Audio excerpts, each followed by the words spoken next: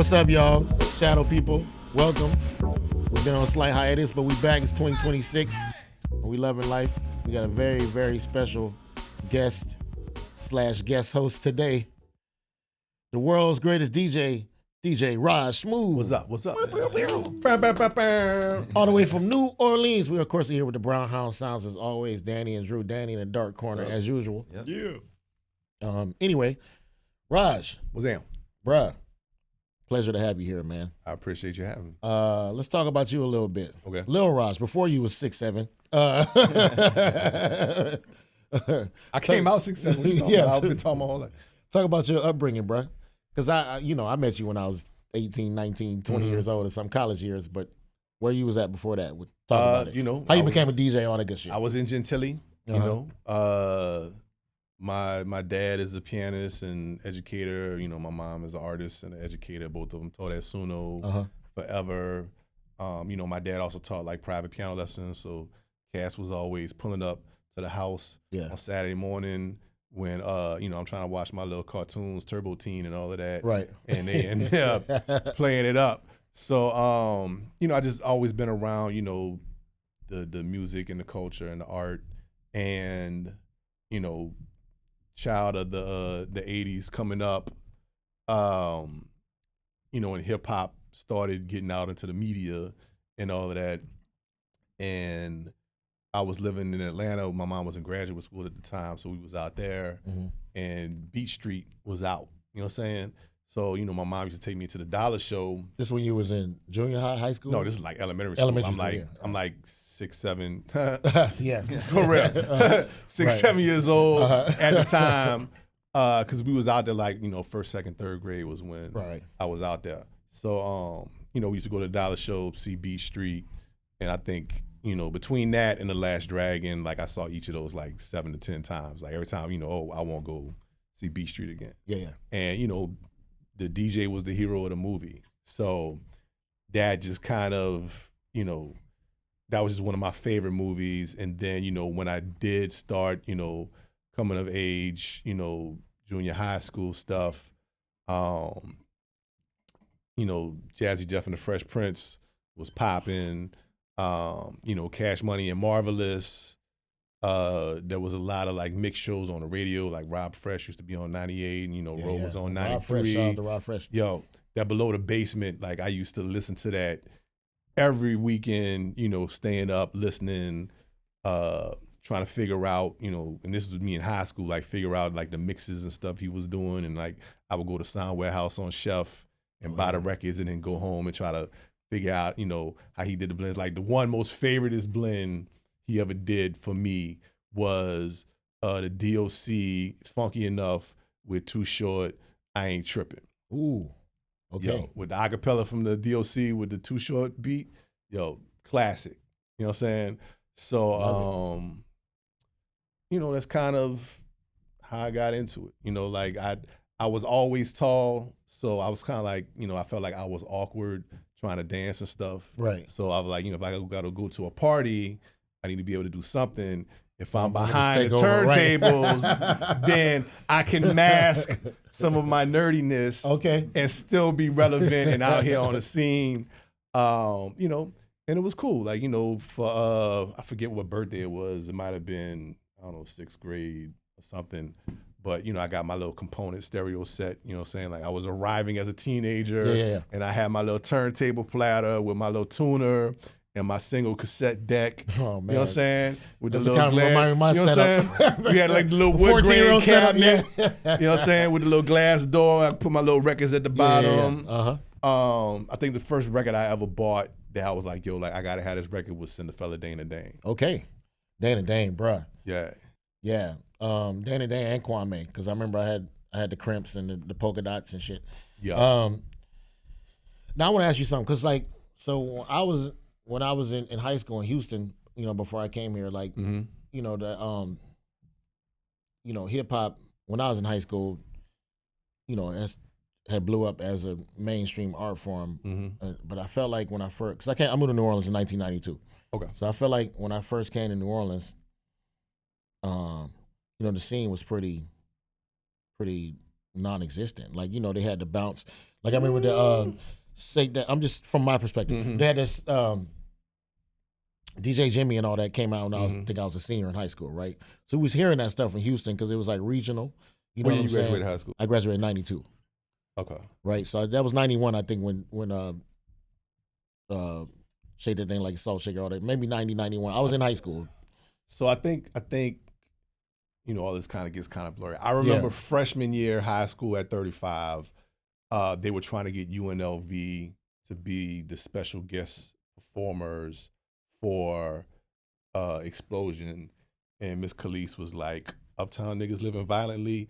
Absolutely not. Right. They will not be the special guest music. Yeah, but I mean, the point, what I was trying to say is that I remember like when I was like 18, 19, 20, I just moved here, and then, like, you know, the hip hop gatherings, we would have, like, remember the old Cafe Istanbul, they used to have shit upstairs. In there all the time. But it was also but it was only like 18 people in there. You know what I'm saying? That's what I mean. That's what I mean by the scene. It wasn't dead, but I'm just saying, like, coming from Houston, like a big ass city where it was like, I was already going to major concerts there, you know what I'm saying? Like MC Hammer, Bell Biv DeVoe, Digital Underground, whatever type shit. You know, big arena concerts. And then, like, none of them cats was coming to New Orleans yet, you know what I'm saying? And the scene, like, because I remember when the Roots came, do you remember that? I think it was about like 1994. And I swear to God, it was only by like 20 people in that room. It was also a Cafe Istanbul. I'm pretty sure you were there, Sadiq. You know. I'm trying to think about it because I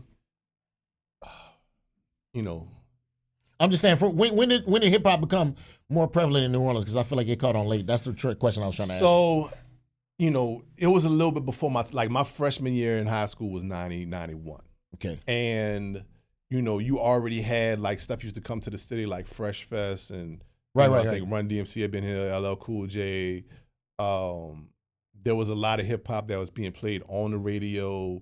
I think Where They At, the T Tucker came out 90, 91 because I feel like I was in homeroom and we had just got the tapes. For Where They At came out. By the time I got to Houston, it was like 91, 92. So it was spreading slowly back then. I think like the Jimmy was like 91, 92. Right. That came out because I feel like that was my sophomore year. But then UNLV and all of them, Cash Money was already kind of like starting to do their thing. They was out.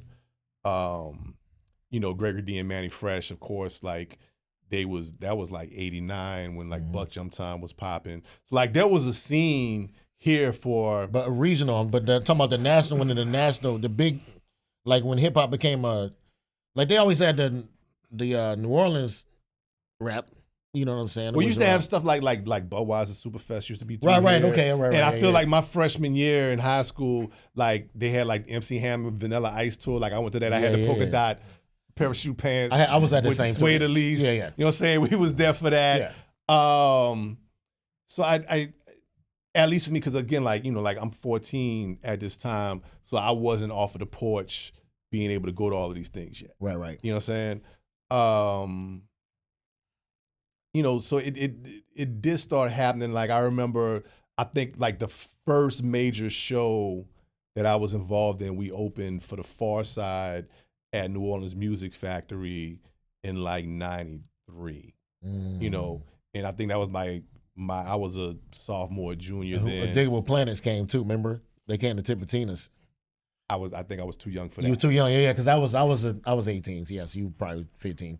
Maybe 16. I felt was I in? No, I wasn't in college. But I wasn't at Dilla then. That was like 94. So you weren't out. When did you graduate? I graduated. You had just graduated. Yeah. So you might have been at the show. I might have been there for that one. But like it was funny for like because I didn't get to see Farside perform because my dad was outside waiting for me. Because I'm 16. Like I'm not about to be hanging out. He was in the opening at band. This club. Like we was the opening group. Like I got a DJ and then we did our little set with like the Fugitives with Goldie and Silver. I think they performed on that too. And we did our set and then I had to go. Goldie, I forgot about Goldie. Yeah. We had a jet and I had to go back home because I'm not like my dad's been in the clubs and he knew, stuff. He know what's happening. Right. And you're not about to let 16-year-old me just be in that environment like that. So I didn't actually get to see Farside perform. But there were the makings of all of that. And then, like you said, like Istanbul when it was on Frenchman and a.k.a. Brazil. Like there was a lot of stuff going on with that. So it was starting to it was a burgeoning scene. Yeah. You know, because also too, hip hop hadn't really got as segmented yet because everything was really kind of in its infant stage and we really hadn't heard. It was still just mostly that much New York stuff and you know what I'm saying? That was on the radio, like Tribe Called Quest and Brand Nubian, like, you know, and I used to be on all of that. And it was funny because like the first party I ever got paid to DJ, I was 14, you know, and I'm thinking everybody listens to the same stuff I listen to. So I'm going in there with like the backpack rap and all that stuff. No, New Orleans wasn't on that back then. No. That's the point I was trying to make. It's like, because I'm saying, because it was kind of a shock for me, because like, you know, we was on the LL Cool J and Tribe and all that Public Enemy, and then came to New Orleans, it was like nobody knew what I was talking about. And they'd be like, we you know, we bought that UNLV though. We bought that, you know. Well, I think that's a testament. Bust down DJ Jimmy, you know. Yo, that's a testament to the strength of like New Orleans artists. Like, early on in the game, New Orleans rappers was like, yo, we gonna do our own thing, and the city supported them. Yeah. You know what I'm saying? So, you know, when you think about, you know, like the bust down stuff and with Mike, who used to produce for Bust Down? Well, I know Mike. They used to be at the firehouse over there on Carondelet. Carondelet, Tyler Down, somewhere around there. And that's where Mystical, when he was young, before he was with No Limit. Tim Smoove. Mystical Mike, Tim Smoove. Like, yeah. All of them used to be recording over there. Yeah. Yeah. It was dope. Like, you know, we used to go in Peaches and Odyssey, and it would be like all local records that was coming out. That's true. Like all the early Big Boy stuff, and, you know, Partners in Crime and Sporty T, you know, it was dope. You know what I'm saying? That we already had found our voice early in the game. And I think that's kind of like what helped, you know, like No Limit and Cash Money to be able to find a success, because all of that, you know, started early on in the hip hop game. You know, like before kind of like that 90s second generation golden era of hip hop, they were already making records and coming out of the late 80s and the early 90s before all of that stuff popping, and was in it on the business side before anybody had really figured the game out, and they were able to capitalize on that. So, you know, now mind you also too, we were not the greatest fans of the bounce music, me and my crew, just because. Yeah, I know. That's what I'm saying. East like Coast stuff, the heads or whatever, with the backpack rappers or whatever you want to call it. Like I'm saying, there was very few of us back then. That's what I mean. And it seemed like it was like to me at the time, I was just like, I don't understand why this is not picking up in New Orleans, especially like the shit they talking about in the song, in the music. I'm like, it's so relevant, especially New Orleans in the early 90s. You know how rough it was, how wild it was. That's because New Orleans culture was so strong. It was strong. So we're talking about imported culture of like, you know, like this New York, you know, East Coast hip hop thing. You know, it had to battle against New Orleans culture, which is a force to be reckoned with. Yeah. So I am not surprised that it did not get an early foothold. And it's interesting too, because like a lot of those early bounce records was sampled like the East Coast records. Right. You know what I'm saying? Like, you know, Ain't You Fresco? Like, I forgot what song that was in, but a lot of those early bounce records contained loops from. That's just that's what they had. That's what they had. You know what I'm saying? Like, they was buying the same records we was getting from Peaches and Odyssey, and they were taking it back and sampling it up and looping it and, you know, making something new. And I mean, that's still what like a lot of the New Orleans records today are. So where was you at, like position wise, when kind of the New Orleans rap took over nationally? You was already touring then, you was already backing rappers, or you still in college? Like what? So because I feel like you was part of it, but like, did you know you was part of it then, or just like when did you realize there was like, oh shit, this is we didn't hit the big time or whatever? For lack of, I don't know what I mean by that, but you know what I'm trying to say. I know what you're trying to say. Like, it's you know, like the first time we performed at Jazz Fest was 92. Okay. You know, we was in Allison Minor, who had the, you know, the grandstand stage. She put us on, and then the next year we was back on we were on Congo Square. Saying like, you know, because my dad and like Alan Toussaint was, you know, cool. Like I ain't know who Alan Toussaint was when I was growing up. I'm just like, oh, we going by, you know, his house because he got the swimming pool. Like I want to go swimming. And he had the piano swimming the pool, party house over there. And you know he had a little Pong tabletop video game. I'm like, that's the first to get a video game I ever saw in my life. I was probably like 3-4 years old. And he got Pong in his house. And I'm like, yo, like, I just want to go over there and play the video game. You know what I'm saying? I don't know nothing else that's going on. But, you know, from that, you know, like my dad had done some recordings at like C-Saint and being over there and, you know, me meeting Reggie and knowing him and having that relationship develop over time to where like, you know, we got on Congo Square. Like Reggie was like, yeah, you know, I want to try to get y'all plugged. We got on Congo and had a conversation with him about, you know, maybe potentially signing us. You know what I'm saying? And we had a meeting. That was for 9-0 Records or? I don't even know. I was going to talk to Reggie. You know what I'm saying? You know, we had a meeting over at the studio. I think it might have been a little bit after we did Congo. Cause, you know, like I was catching the bus over there after school and I was so mad about this. Because, you know, we ain't had like no cell phones, no, you know, we young, no, this was even before all that. Like if you had a beep with somebody, you was either popping or doing the wrong thing. So, you know, I'm like, yo, Reggie want to meet with us at C-Saint. We got to go over there. So, you know, we all like, all right, we're going to meet over there after school at 4 o'clock. You know, we going straight there from school. Of course, it's raining that day. So everybody on the bus. So that's the plan. I'm going. You know what I'm saying? So like I walk in the rain from like the bus stop over there by Brother Martin all the way down to C-Saint. I get there. I am soaked. You know what I'm saying? I got to go in the bathroom. Like I'm literally in the bathroom like wringing out my uniform or whatever, you know. And of course, I'm the only one that showed up. You know what I'm saying? You know, so did you get the deal? No, but that's not the bad thing though. Because we said he was like, yo, like, you know, like he kept it real. He was like, look, you know, like if I signed y'all, you know, it would be like a production deal. This is what it would be like. You know, basically I would get the budget and then, you know, we would produce it. And, you know, he basically kind of like walked me through like the whole process of how it would go. And, you know, to my ears, I'm like, yo, it's dope that I can have this conversation, but I don't know if this the kind of, you know, situation I would want to be in just because of, as an artist, how not in my favor the deal would be. You know what I'm saying? And not necessarily looking at like he was trying to like mess over me, but it's just like, this how the deal's running. He was just very like straight up like this how it's set up. You know, he learned from his dad. So you know, it was cool. But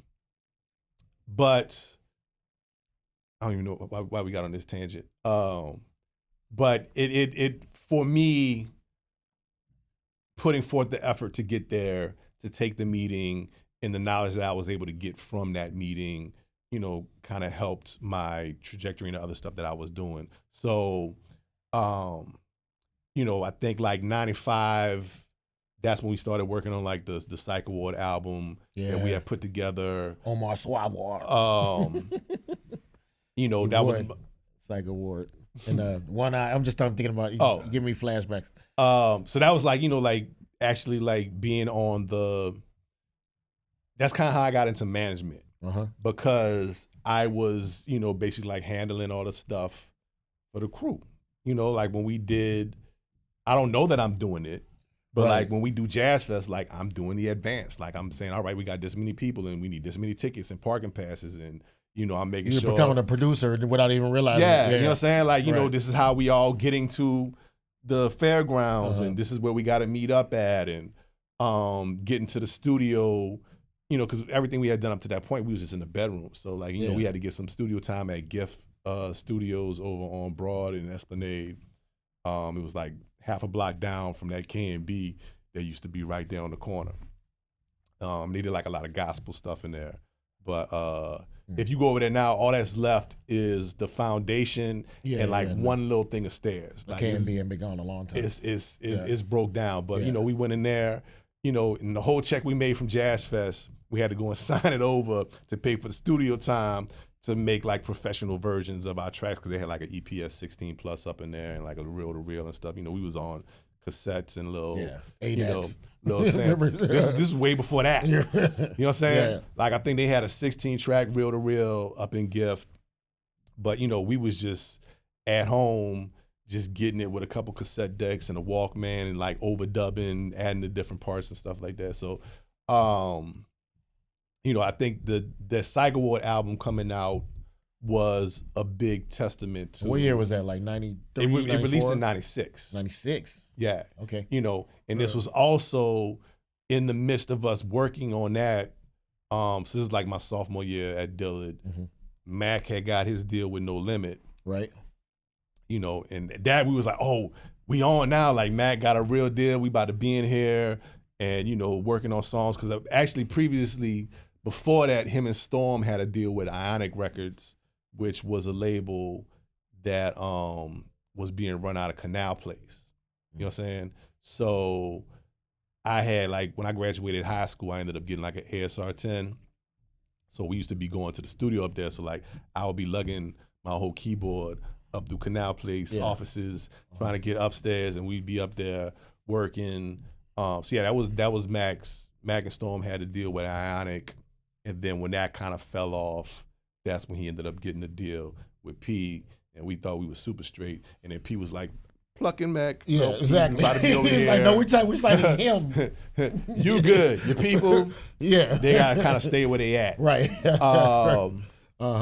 So, you know, but still, like, that was a major point. Like, somebody that I'm affiliated with is on. Like, they the first one to get, like, a for real deal. You know, we just over here doing our independent thing. You know, I learned about distribution because, you know, we had to actually like get CDs printed up, and we had to go out to like Gonzalez Distribution. You know, like I had to do like consignment with Sharani over at Peaches, and same thing, you know, over at Odyssey. Like there was so much stuff I was learning and getting the education on by doing it. Like nobody was like, oh, this is what you need to do. And I, you know, those folks that was giving me advice for stuff. Yeah. But, you know, it was a different time because you physically had to do the stuff. You know what I'm saying? You couldn't just sit on your phone and be like, oh, I'm about to upload this to TuneCore you know, DistroKid. Like, you know, how many hours I sat in front of you know, Photoshop 95 trying to figure out how to get the you know, because you had like the specifications that you would get from disc makers. Oh, to try to make them, oh, God, you gotta get the image, you know what I'm saying? Like all the layout stuff, getting the, I had to get a barcode. Yeah, exactly. It was you know what I'm saying? No, like, I remember those days. Yeah, totally. You know, crazy. I'm 19 years old applying for a barcode. Right. With the United States, you know, UCC. Like it's all of these different things that go into it that folks don't really know about. Like I started a publishing company with BMI that year for $100. Yeah. You know what I'm saying? Because that, you know, affiliation was free, but at that time it was $100 to start the publishing company. Yep. I had to mail it off. A check. You had to snail mail a check. I had to snail mail a check and all of the forms and everything. Right. You know what I'm saying? I had to mail the copyright forms in. Like there was no online stuff. Like I totally remember that. I had to physically go, and I'm happy for that because I think it gave me a different connection to the process, to the business, to the music. You know, because there's all this other stuff that goes into it, whereas like now it's so easy that people take a lot of the stuff for granted and they really don't have to do as much. The hurdles are so much lower, and the price of admission and getting in, that I think that's one of the reasons why, you know, I think like the music has kind of suffered. Yeah. You know, because it's so easy to do it and get it out. There's not as much of a process to weed out the stuff that doesn't necessarily need to be there. That's true. What about like sampling back then? I mean, like we was wild with it. We didn't care. Yeah.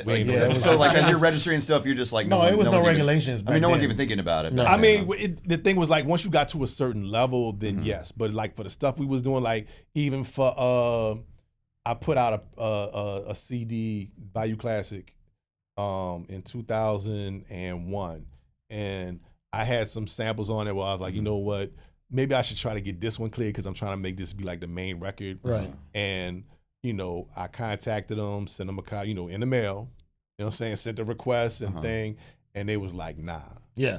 And then you use it anyway, or I put it out anyway. Yeah. I was gonna say like it's almost better just not even ask. You know what I mean? Yeah. Like you just put it out and you hope that they don't ever find it. You know, that's pretty much. It's almost like when you're asking permission, you're like telling on yourself. Now they're like looking for this recording. I mean, maybe not back then, but I'm like, you heard that in there? That's not what's in there. They're like, nah, it's clearly you stole my shit. But you whatever. Yeah. It's kind of a damned if you do, damned if you don't. Yeah. Because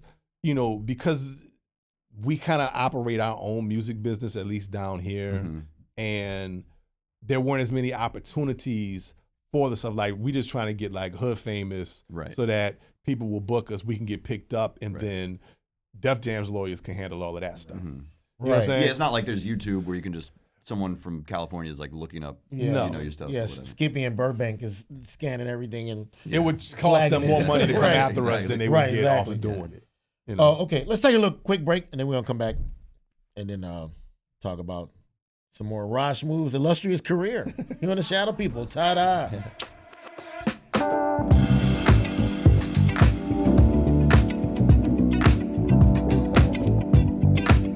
Here, we're back. Shadow People.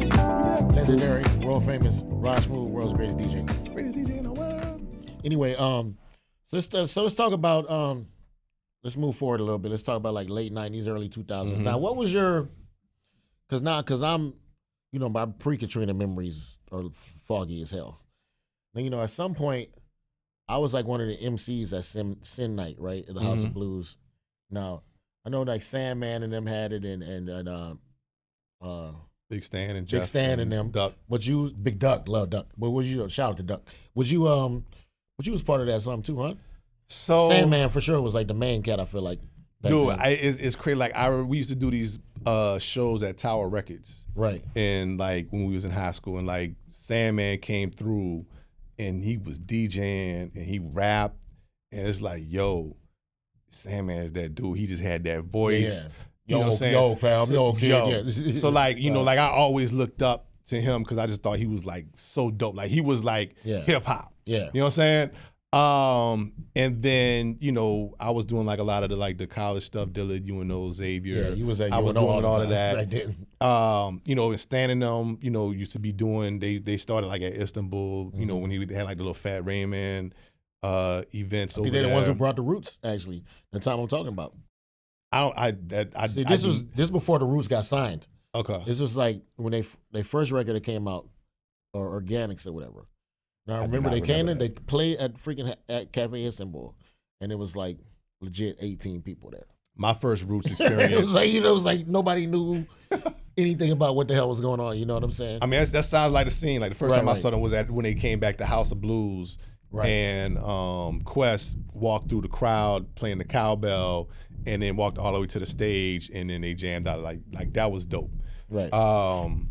But so standing them, they were doing Sin Night, and again, like I kind of was a little bit early to be getting in them spots. Right. You know what I'm saying? Yeah, because I was only 20, so you had to be 18. Yeah, like I was fresh, fresh green behind the ears on all of that type of stuff. Like I think the first time I went to House of Blues was the first time I heard If I Ruled the World, Nas and Lauryn Hill had just dropped. Okay. And I walked in there and Fuck It was DJing, and he played Fuck that. It. And I was like, yo, like, this is it. This is where I'm supposed to be right now. So, like I was just hopping on the scene at that time. They moved down to Fashion Cafe when Sin Night kind of, I forgot what happened, but House of Blues was like, nah, we're not doing that no more. Exactly. They moved down to Fashion Cafe. I started doing some guest spots down there with them. That's when then you they popped moved off with back to Soul to Soul. And Sandman was DJing. He was the main DJ for that. Yeah. And then I was doing the restaurant. Like I was in the back. You know what I'm saying? Like I was the pregame DJ. So I remember I was like, how was Raj part of that? Because I was trying to remember that's what it was. Because they used like House of Blues was popping with the concerts then. Yeah. But the little patio used to be out there in the garden. They used to have everybody in the patio or the restaurant kind of as a holding area. Like, look, let's get these folks off the street and get their money. Get them inside the building. And then I would DJ till they finished loading the show out. And then they would open the doors. And everybody would go on the inside. You know what I'm saying? Thanks for clearing that up for me, because I was like, I know Sandman was the DJ, but I remember seeing fucking Raj up in there. So I'm like, I've been meaning to ask you that. I was back there for like a year. Yeah. And folks, you know what I'm saying? And, you know, I was real heavy on the college scene though. Yes, because I was in college. Killing it. And folks would be like, man, why don't have you in the main club? Right. Look, go talk to him, and him. Right. Tell them that I need to be in the front. Because Big Doug was like, nah, little niggas, y'all stay out front with all that. Yeah. Right. You know what I'm saying? Right, so, you know what I mean? Yo, like I had to pay my dues. Yeah. You know what I'm saying? Like I had to, you know, pay my time, you know, coming up through the ranks.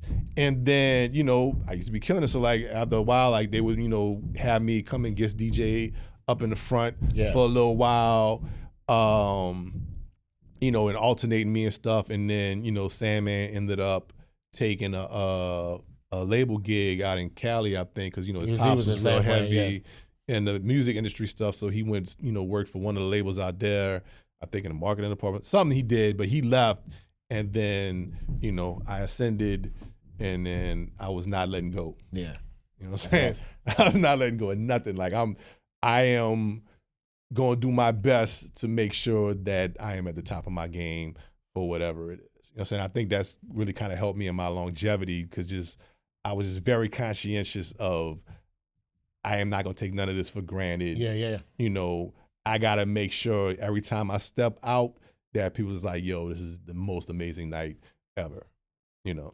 That's amazing. What were you DJing with back then? CDJs or like? Nah, I came up on turntables. He was all vinyl. on You know what I'm saying? I had milk crates and recycling dragging all bins, that shit, right? You know what I'm saying? Like my whole crew, you know what I'm saying, would be with me carrying crates in the club. We were so young in the game, we hadn't even realized the beauty of hand trucks yet. You know what I'm saying? It's like you carry two, I'm gonna carry two. Yeah, it's like you know, we need like 3 people on a recycling bin. Right. You know, everybody else grab a crate. You know, bring it in the club, and we on. You know. So talk about your relationship with Manny Fresh, how you hooked up with Wayne, because that's when. So did you do any tours before you toured with Wayne? Like regional, you kind of did some few things here and there, huh? So I had been like out like doing stuff with different folks. Right. You know what I'm saying? Like, you know, like there was different people would just hire you like DJ for hire for rapper, whoever the fuck. Yeah. You know what I'm saying? So like, you know, plus we had our own thing. So I was already learning how to perform for rap groups or for like bands and stuff. You know what I'm saying? Because, you know, people hire you when they came in town and shit like that. To DJ with like the group. Yeah. Not like, I mean, at the time, like everybody had their own DJ. Okay. You know what I'm saying? But like there were groups from here that was like, you know, like they had like a little Spanish group, CAC. I DJ'd for them on some stuff. They was with Renaissance Records at the time, you know, rest in peace, Bionic Brown. Oh man, Bionic, man. Yeah. So I met Manny through DJ WAP. You know what I'm saying? You know, like, and I met WAP through Mac. You know what I'm saying? You know, WAP and Mac and his cousin Wiz was in a group previously after, you know, the Lil Mac era. And, you know, WAP and Manny came up together. Yeah. So, you know, me and WAP used to be running together all of the time. WAP started DJing for Cash Money, and then I would just be around because, you know, I'm around WAP, so like I'm around Cash Money, and I'm seeing this, and, you know, Manny is becoming aware of me. And, you know, they used to come to like House of Blues on Thursday nights and stuff. You know, not necessarily check me out. But just hanging out. They're there on the scene, and I'm up there killing it. Yeah. You know, I remember one time like Turk was out at Dillard and was like, man, like we need to get you, you know, come DJ for us or whatever. I was like, holla at me, you know. But then it all, you know, right place, the right time. New Year's '99 for the turn of the 2000. This is when they were in the, you know, Cash Money Rough Riders was about to go on tour, and they had like a little pre-marketing thing with BET where it was like, you know, Rough Riders was going to bring in the New Year in New York, Cash Money was going to bring it in New Orleans as promotion for the tour. So I'm there with WAP, after the party's over, fresh upstairs, walking by, just, talking shit or whatever. And man was like, Raj, you coming on tour with us? Yup. Yes, sir. You know what I'm saying? You ain't got to ask me twice. I ain't asked what I'm doing. Nothing. I'm out there. Yeah. And then that's kind of how I got. So what was you doing? Huh? What was you doing? I was DJing. Okay. It was, I was kind of like the intermission DJ. Yeah. For the palate cleanse for the stage. Because WAP was the DJ for Cash Money. So the whole show, he's doing that. But, they would do the little break in the middle where Manny would bring out Ziggy and Ziggy would come and, do his little skits off of the album. Right. And then they would introduce me. I would do my little, backspin, little tricks and all that type of stuff like that. And then they would open up the watch and everybody would come out and they would do bling bling. And now we in the second half of the show. Cool, yeah. So you was like the interlude DJ. I was the interlude DJ. You know what I'm saying? Awesome, yeah. But, there was one show, I don't know if it was Detroit or we was somewhere in Indiana. WAP had to go to Florida to pick up some recording, some production equipment and stuff for Manny that he needed because they was, always working on stuff on the road. Yeah. And I ended up DJing the whole show for that one date. And I'm like, yo, this is awesome. You know what I'm saying? And then for the Big Timers tour, which was the summer after the Rough Riders tour, that's when we started having the little 2 DJ setup. Gotcha. So you and WAP going back and forth. Yeah, I mean, we just, we got 2 DJs on the stage. Just, I don't remember how exactly we had this show divvied up, but, it was a seamless show. Yeah. You know what I'm saying? On some old, Cut Creator and, LL Cool J type stuff, 2 DJs on the set. So, a Dougie Fresh, Barry B, Chill Well. And it was dope. And I was still kind of back and forth, working on my own stuff. But then, Wayne had the itch to start rapping and, he was talking to WAP about it. WAP was like, I don't have no studio, but holla at Raj. He got a whole recording setup or whatever. And then that's when Wayne started coming by me and, we developed that relationship. And, dropping the mixtapes and, the Squad Up stuff, all that came from there. Right there in Gentilly. You know what I'm saying? Yeah, right. It was funny, one time. So you watch him, he was a star because he was in the Hot Boys, but while you watched him go from Lil Wayne, Lil New I Orleans can tell Wayne you when to it happens. Yeah, that's what I'm asking you. So there was, I think when we got to the West Coast run of the tour, and Wayne had got sick. Mm-hmm. So he missed 1 or 2 shows because he was I don't know if it was pneumonia or whatever, but he was he ain't doing nothing. Right. And everybody was like, oh, we don't know if Wayne is gonna show up. And, we got to the next show and he was gonna perform this time. It was like, look, we gonna play it like you not performing. Right. So, baby is out there my little son, he's sick right now. So we gonna do this one for him. I need y'all to rap along with this record, and Bling Bling. Block is hot. Block is hot, okay. So that doom starts hitting. Wayne runs out the back and the place just explodes. That was the moment. Damn. You know what I'm saying?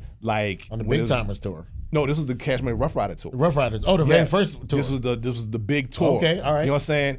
And the amount of energy just went through the roof, and it was yo, Wayne is the dude.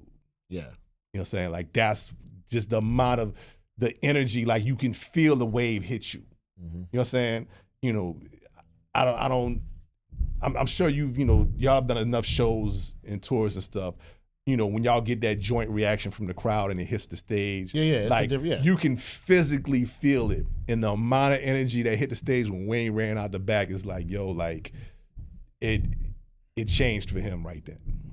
He was always dope, but just the perception of these people are really that crazy for Wayne. Right. And then, once the mixtape started coming out, we did the 10,000 bars.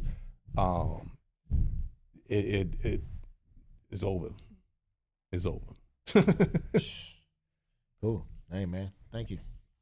All right. So present day Raj Smoove. Now you're the world's greatest DJ. You got all this history, and what's currently on the set, man? What's a month like in Raj Smoove world these days?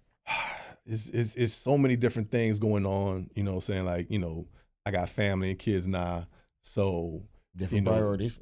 Priorities, you know, juggling school tuitions and all of that. You know, showing up, being present. So that's very important. On the business music side, you know, still rocking these parties. I have fallen back from a lot of like the regular club stuff, and gotten more into like, you know, special event, corporate things. Mainly because, you know, check is a lot better. Yep. And it's a lot less stress. You know what I'm saying? You know, before COVID, being in the clubs till 4:30 in the morning, you know, I do not enjoy that as much anymore. You know? Yeah, none of us do.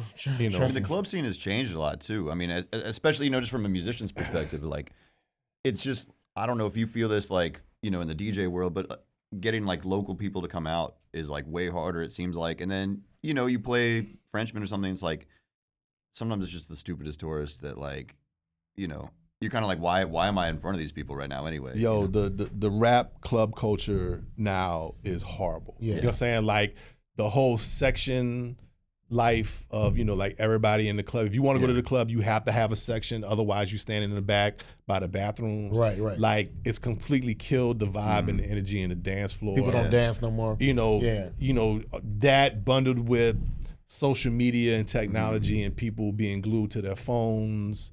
There's just, it's been the perfect storm of, we have lost what we once treasured. Yeah. You know, like, it's not as much, you know, when we're talking about like having to actually drive to Gonzalez to get your CD in stores. Right. You know what I'm saying? Like, there was a very tangible aspect of going to the club and potentially hearing something for the first time in a room with a whole bunch of other people, where y'all are sharing this one experience, as opposed to everybody on their phones having their own separate experiences and not really being engaged in the moment. Right. You know, like, I come from a time where, you know, people went out because they wanted the experience of being in this confined space with all of these other people. And it's just, it's different now. You know, the music has changed, which also kind of affects that. Our relationship with music has changed, the way that we consume music. You know, like, there's so many things have gone into it where I can say, like, the weekly residency club culture is just not really it's not the same for me. You know what I'm saying? Like, you know, I like doing the special event stuff because, you know, like, when people call me the DJ, it's because they want Raj Smoove. They don't need a DJ. Yeah. If you want a DJ, you can get somebody much cheaper than me. You're calling me because you want me because of the experience I'll that I do provide. it for cheap. Just say, I'm here for that. Yeah. So you'll do the intermission, you know? Right, exactly. You know what I'm saying? When I got a bathroom break or something. Right, You know, I got you.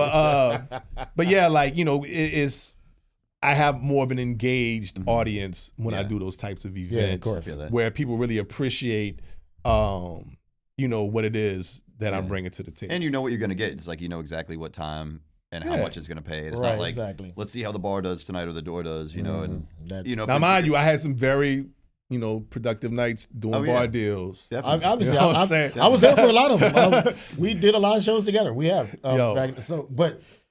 Okay, so bring it all together, you know, Raj the DJ, Raj the producer, Raj the businessman. Oh yeah, also like the management stuff. Like, you know, I have like different artists that, you know, I of course, work that you with. put on. Again, like, I got all of these experiences that, you know, lend themselves to, you know, let me pass on what it is that I've been through to help somebody else's, you know, way be a little bit easier. I was just saying, so you built, over all these decades, you built up this reputation, you built up this prowess as a producer and putting these events together, which is why you were one of the people they had DJing at Gallier Hall during Mardi Gras. Yes. Because that's important to the culture. Now, I want to say a few things. I definitely want to get your opinion on it because it directly affects you, like literally you. Specifically you.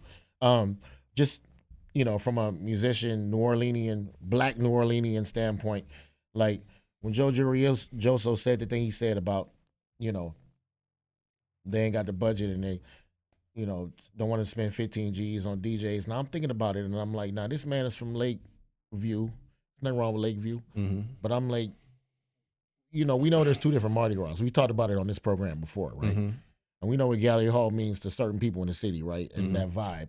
So it's just weird to me that they had him talking about that. And he was so proud of himself by like bragging about the fact that he was replacing New Orleans artists, stalwarts like yourself, with a Spotify playlist, the extra, put in the knife. And I'm like, now I don't think he had any malcontent or he was trying to, but it was a bad look, you know, for the administration for their first press conference. And I'm so glad we had you on. By the way, we was gonna have Raj on before all that went down, just so you know. But yeah, we've been talking about this for a couple months. We've been talking about it for a couple of weeks. But now that we have you here, I would love to hear what you have to say. I mean, you were telling me, it's gonna happen anyway because y'all found sponsors, but whatever. Well, yo, like you know, being very generous with the conversation. Right. I knew as soon as that budget thing hit, you know, back in like right after the mayor's election, the race, where it was like, oh, we 200 million in the hole.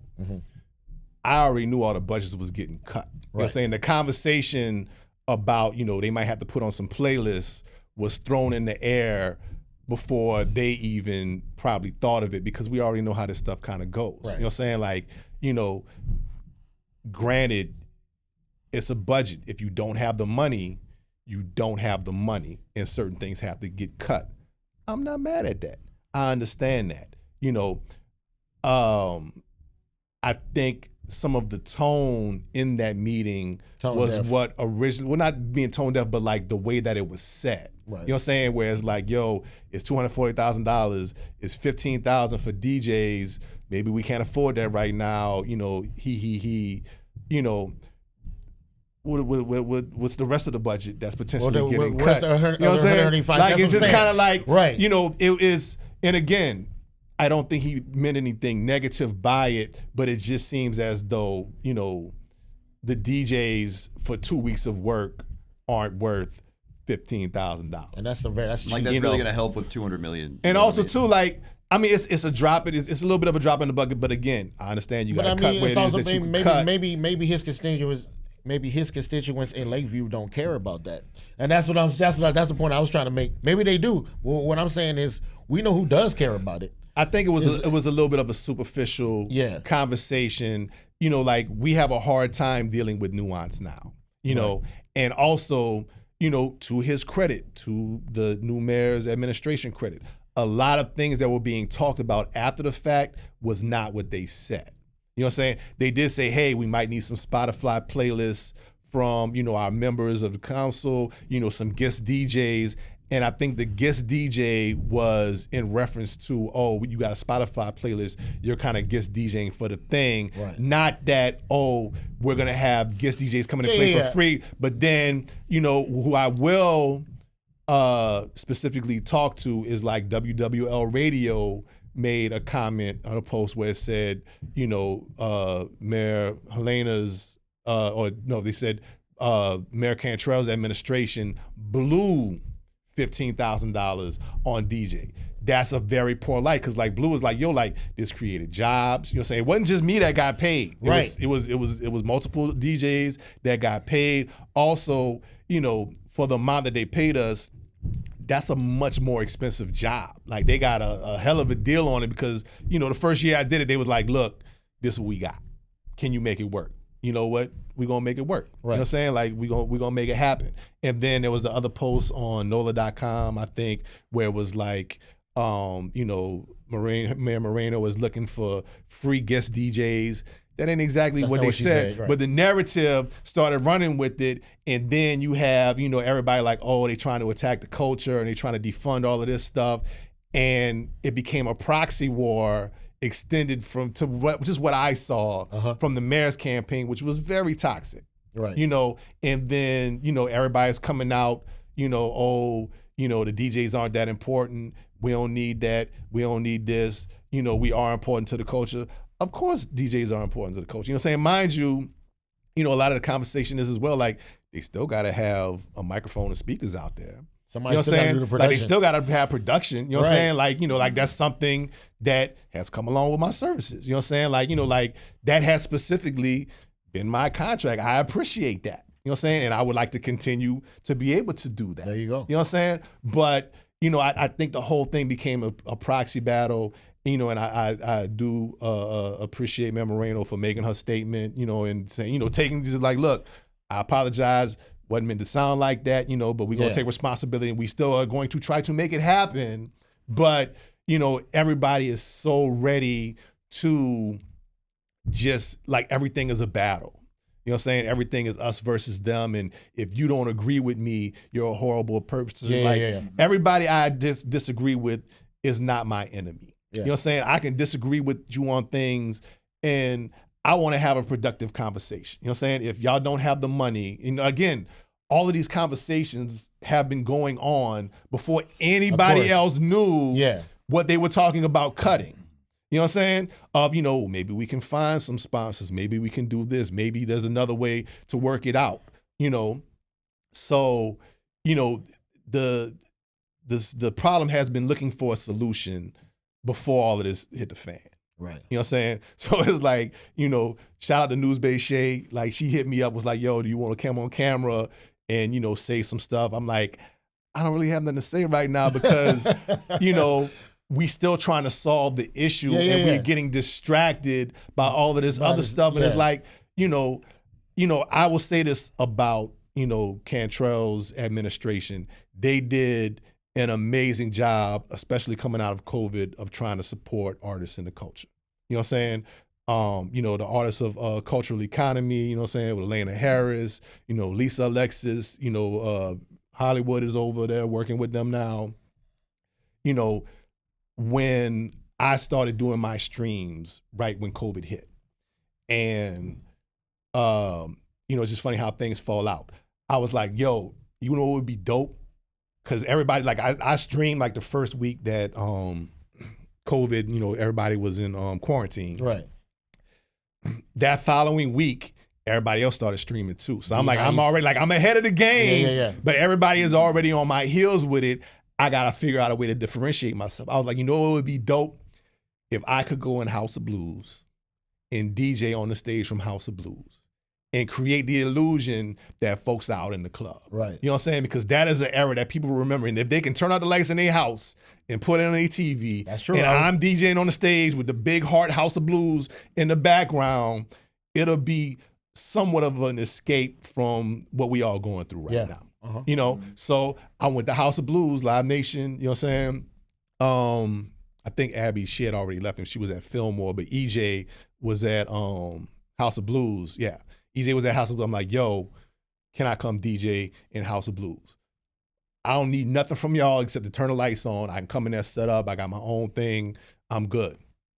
It was like, cool, but it might be in bad taste if everybody else is shut down and cannot open their doors and we have you streaming from inside of the venue, it could be a problem. I said, well, if I get the mayor's office to sign off on it, is it cool? It was like, yes. So I went to my girl, Helena, who was working in the office, and was like, yo, I need to get a green light for this. From that, they was like, yo, that's a great idea. Do that. Also, is there a way that maybe we could do something like that at Gallier Hall? Right. You know what I'm saying? It's like the city is still like trying to, promote the culture and have something going on. You know what I'm saying? So like, cool. I came through, I did a set in Gallier Hall, had my setup. Helena was like, yo, can we bring in some other DJs? You know what I'm saying? I had like Papa, I got Rockaway. Yeah. I think I had Kelly Green, maybe Legatron came to DJ in there too.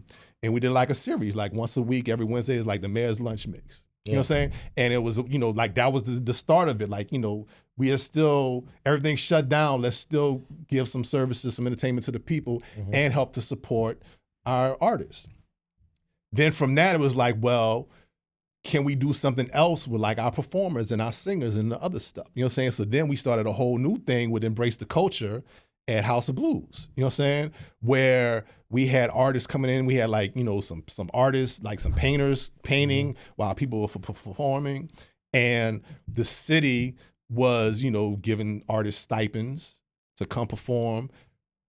We had to like, hey, Venmo, Cash App, support these artists who were still out here. So we were still giving them, the administration was giving people an opportunity to perform, make some type of little money, and just keep the culture going.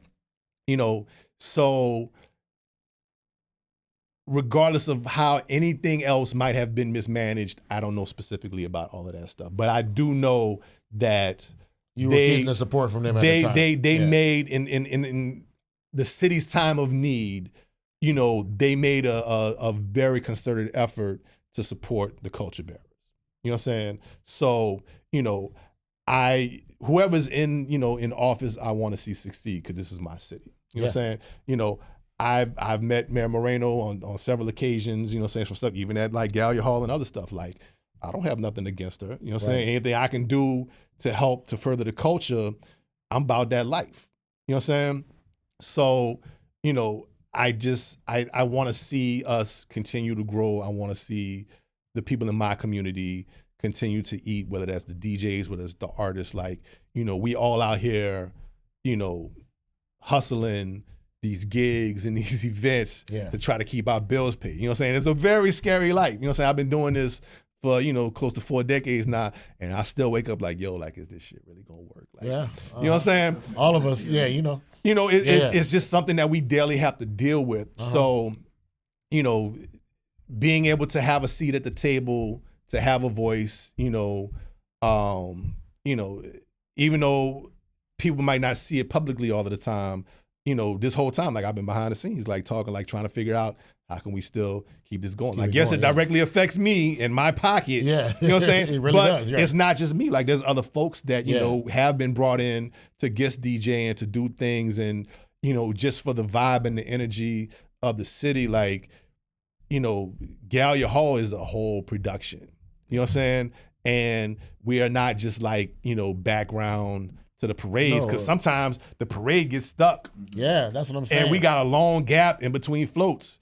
We got to keep the energy up. I mean, it's like I said, it's just dangerous for people to try to get selective with what they want to do and not do, because, like you said, people jump on that and they take offense to it, and then the narrative changes, and the issues don't necessarily get solved. And so my thing is, it's like, well, how bad is the budget? Like, are you gonna cancel Mardi Gras altogether? No, that's not on the table, is it? So like, so then piecemealing it together and deciding what goes and what stays, that's a slippery slope to me culturally. But it's also it's a nuanced conversation. It's nuanced. You know what I'm saying? Yeah. And it's always quick to, they just want to get rid of all of the culture barriers. Like, no, they're not trying to do that. You know what I'm saying? Like, there's a lot of people, artists that I am close to, that I have personal relationships, that were Team Helena from the jump. Yeah. You know what I'm saying? And it's cool. Like, if y'all riding with her, like Kango from Partners in Crime.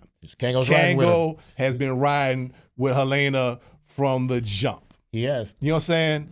And it's like, if Kango believes in her that much, and as long as I've dealt with Kango, like, he's always been a stand-up guy. We've always had a great relationship. Like, that is one of my idols who I've looked up to, and they always say, he's also never been political, so it's very telling. They say, don't meet your idols. That's what I'm saying. I met him, and he was solid. Yeah, totally. You know what I'm saying? Yeah. So, well, they work with him. So for him to be supportive, why would I not be like, all right, I cannot be supportive? You have to at least consider it, and you know what I'm saying? Take it again, I'm down for the city of New Orleans. Right. So whatever's gonna make that productive, let's have those conversations and let's make it work. If you can't afford DJs this year, and y'all can only afford to put up some speakers and a microphone, that's cool. You know what I'm saying? However, we gotta make it work. We can make it work. Right. And try to figure it out, like toward next year. Like, all right, we already know we're in this crunch now that kind of got sprung upon everybody, surprisingly. Let's work toward next year to really find, like, come on, Kings, y'all can, toss up some money or something. Especially to help Ty Graves. You love New Orleans. Let's see, because you clocked $22 billion last year is what, according to Forbes, so... We can use a little bit of that, Coach. There's a lot of places that, these funds could come from. And grant, like, also too, like, there's a lot of. I feel like Master P might drop some dimes on that too, because he just out here doing stuff right now. So we never know. There's a lot of more important things too. I feel like that definitely the money is needed for. You know what I'm saying? Like New Orleans has a very big homeless problem. You know, we have a problem with the public schools and with education. Mm-hmm. Like, you know, but to deal with it as either or and not a both and, like, you know, you can keep the boat afloat and still keep people fed. Yeah. You know, and we just got to figure out kind of like where that balancing act is to make everything work. You know, because Mardi Gras brings so much money to the city. Right. You know, it is our signature event. You know, we need to keep the integrity of, yes, it's a big party, but we need to keep the integrity of that party alive so that we can keep this tourism. We gotta make sure it's lucrative for the people, you know, too. For real. I mean, because there's, like you said, there's a lot of money coming in for that, so we got to make sure it's you know, the distribution of the funds and all that, and also, you know, just maximizing the profits and all that, and splitting it correctly. And you know, some people are gonna get hit in the pockets. You know, so that's just gonna be part of it. I mean, we all have felt it. Yeah. You know what I'm saying? Like everybody on the scene has felt it. You know, a lot of people's budgets have shrunk and folks can't afford to pay what they used to pay, or, you know, deals might need to get reworked for the time being. You know, it's just the nature of the beast. But, you know, I think there's a solution. It's going to get figured out. You know, nobody needs to, you know, bring out all of the pitchforks. Right. Yeah. You know what I'm saying? Now, I will say this. You know, I am, my confidence in the culture is always increased at moments like this. Yeah. You know what I'm saying? Because we cannot let those perceived slights just go by and let people think that it's okay. You know what I'm saying? Like, you know, if that was how you were talking about us, you can't talk about us like that. You can't treat us like that. Now, if it was a misunderstanding and, oh, my bad, cool. You know what I'm saying? It's all good. But, you know, we have to make sure that folks are respected, the culture is respected, the culture is compensated correctly. And I think that was the biggest part of the conversation. Like, we have to defend ourselves and defend the culture before we get gentrified or deported. Cool. You know. Raj Smoove, y'all. World famous, the world's greatest DJ. Derrick Freeman. Shout out to Nigel Hall, on the road for another month. So we'll catch him on the next episode, hopefully. And we want to send love to Raj Smoove. I'll get out to the Brown Hound Sound, Pound Town. We got Danny, we got Drew as always. Man, we appreciate y'all listening. Raj, thanks for coming through. Big y'all gotta have me back when Nigel get here. Hey, like, we gotta do a full show. Yeah, you can come back anytime, Raj. Shit, you on the list. For sure. But also, y'all make sure y'all stay tuned for the big playback. That's a new project that Raj and I and Danny and some other people have started together. So we're here for all your corporate events, because that's what we're doing now. Yeah. Ta-da. We try to get all of the bags. Raj Smoove, y'all. Yeah. Cool. Great, bro.